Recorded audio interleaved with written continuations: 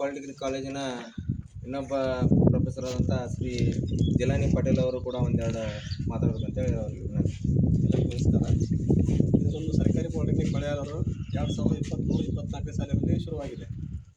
ಅಂದೇ ಶುರುವಾದಾಗಿನೇ ಇದು ಎರಡು ಕಟ್ಟಡಗಳು ನಮ್ಮ ವಿದ್ಯಾರ್ಥಿಗಳ ಕಟ್ಟಡಗಳು ಎರಡು ಅವಾಗೆ ರೆಡಿ ಆದರೂ ಸಹಿತ ಇನ್ನೂ ನಾವು ಎಷ್ಟು ಮನವಿಯನ್ನು ಸಲ್ಲಿಸಿದರೂ ಸಮಾಜ ಕಲ್ಯಾಣ ಇಲಾಖೆಗೆ ಹಾಗೂ ಶಾಸಕರಿಗೆ ಹೇಳಿ ಮನವಿಯನ್ನು ಹುಡುಗರು ಸಲ್ಲಿಸಿದ್ದಾರೆ ಮತ್ತು ನಾವು ಪ್ರಿನ್ಸಿಪಾಲ್ ಸರ್ರು ಪ್ರಾಚಾರ್ಯರು ವಿನೋದ್ ಕುಮಾರ್ ಸರ್ನು ಅಲ್ಲಿ ಹೋಗಿ ಮನವಿಯನ್ನು ಸಲ್ಲಿಸಿದ್ದಾರೆ. ರೋಣಕರು ಹೋಗಿದ್ದಾರೆ, ಎಲ್ಲ ಕಡೆ ಹೋಗಿದ್ದಾರೆ, ಪ್ರಯತ್ನ ಭಾಳ ಮಾಡಿದ್ದಾರೆ. ಆದರೆ ಇನ್ನೂ ಇದಕ್ಕೆ ಒಂದು ಸೊಲ್ಯೂಷನ್ ಆಗಿಲ್ಲ.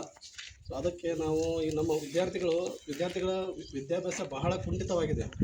ಅಂದರೆ ಬೆಳಗ್ಗೆ 9 ಗಂಟೆ ಕ್ಲಾಸ್ ನಾವು ಚಾಲೂ ಮಾಡಿದ್ವಪ್ಪ ಅಂತಂದ್ರೆ ಯಾರೂ 9 ಗಂಟೆಗೆ ಬರಲಿಕ್ಕೆ ಆಗಂಗಿಲ್ಲ. ಕಾಲೇಜು 2 ಕಿಲೋಮೀಟ್ರ್ ಹೊರಗಡೆ ಇದೆ ಊರಿಂದ. ಆಮೇಲೆ ಅಲ್ಲಿಂದ ಇಳಿದು ಬರಲಿಕ್ಕೆ ಹುಡುಗರಿಗೆ ಲೇಟ್ ಆತಪ್ಪ ಅಂತಂದ್ರೆ ಅವ್ರಿಗೆ 1ನೇ ಕ್ಲಾಸು ಮಿಸ್ ಆತಪ್ಪ ಅಂತಂದ್ರೆ ಅವ್ರದ್ದು ರಿಸಲ್ಟ್ ಆಟೋಮೆಟಿಕ್ ಏನಾಗುತ್ತೆ, ಅವ್ರಿಗೆ ದೊಡ್ಡ ತೊಂದರೆ ಆಗುತ್ತೆ. ಸೊ ತೊಂದರೆ ಆತಪ್ಪ ಅಂತಂದ್ರೆ ಅವ್ರದ್ದು ವಿದ್ಯಾಭ್ಯಾಸ ಕುಂಠಿತ ಆತಪ್ಪ ಅಂತಂದ್ರೆ ಅವರು ಮುಂದೆ ಫೇಲ್ ಆದ್ರಪ್ಪ ಅಂತಂದ್ರೆ ಅದು ನಮ್ಮ ಕಾಲೇಜಿಗೆ ಕೆಟ್ಟ ಹೆಸರಾಗುತ್ತೆ.